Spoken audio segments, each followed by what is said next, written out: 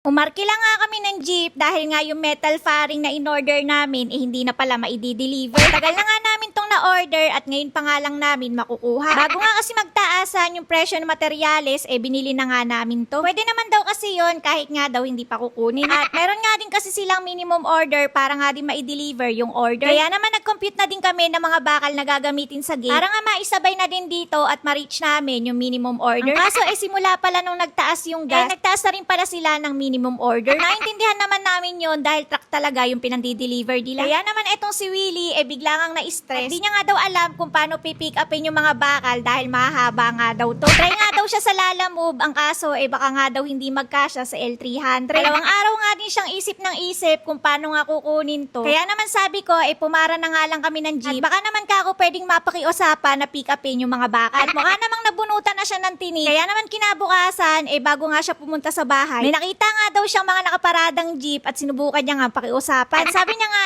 baka daw pwedeng pick upin yung mga bakal. At ihahatid nga lang doon sa pinapagawa naming bahay. At pumayag nga daw sila kuya, kaya naman nakahinga na siya ng maluwag. Kailangan na nga din kasi ma-deliver to dahil nga magsisimula na silang magkisame. At pati nga yung mga pang-gate binili na nga din dito para isang kuhaan na lang. At pagkatapos nga kasi magkisame ipapagawa na nga namin yung gate. Para nga din kasi meron na kaming privacy. At least sa susunod alam na nga ni Willie yung gagawin niya. At mainam na nga lang din na mabait itong naarkilang jeep. Abay kung hindi nga siguro napayag to baka nga dump truck ang inarkila ni Willie. At kitang-kita ko nga yung stress ni Willie dito dahil hindi niya nga talaga alam kung paano nga pipick upin to. Dahil bukod nga sa Lalamove wala na talaga siyang maisip na ibang choice. At mukhang kabado pa nga siya, hetong at kinonboy pa niya. Abay paminsan-minsan nga kasi dapat nga lumalabas din ng bahay. Isa pa nga lang to sa mga struggles na dapat yung paghandaan kapag nagpapagawa na kayo ng bahay. Parating naman sila ng payapa dito sa bahay. At hetong at binabana nila isa-isa yung mga bakal. Tapos na nga din kasi sila gumawa ng trusses sa lanay at dirty kitchen. Kaya etong mga metal paring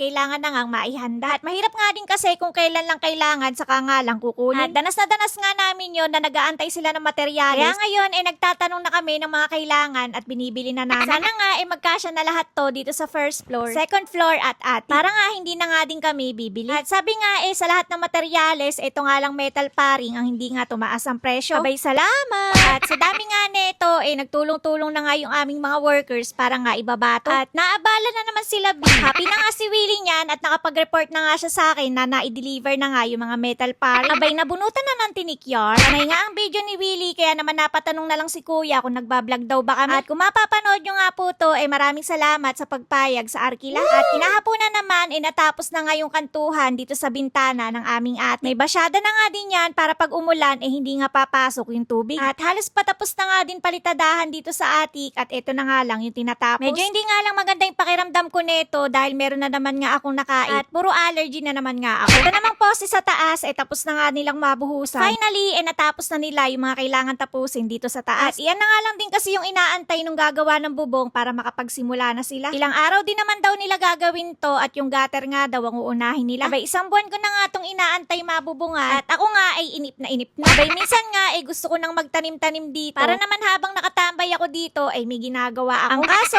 masama na naman nga ang tingin sa akin ni Willie at iba na naman nga daw ang trip ko. Abay, maghapon nga din kasi ako nandito at nagsawa na nga din ako ng kakanood. At magugulat na nga lang sa susunod dahil nagpapala na nga ako ng pagtataniman ko. Abay, mukhang kailangan ko na yata umorder ng glove. Kaya hanggang dito nga muna ulit yung update ko sa inyo ngayong araw. Kaya naman, wag mo kakalimutang i-follow. Bukas na lang uli!